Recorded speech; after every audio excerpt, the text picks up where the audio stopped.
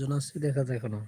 অবশ্যই কমেন্ট করি আমরা যার যার অবস্থান থেকে। কথা তো বেড়ে যাচ্ছে। ওই যে কথা বলতে না আজকে আর কি তুমি তো কথা বলবে। আজকে কিন্তু ভূমিকম্প হয়ে গেছে। আমরা সবাই আতঙ্কে আছি, সারা বাংলাদেশের লোকই। আচ্ছা আচ্ছা আচ্ছা।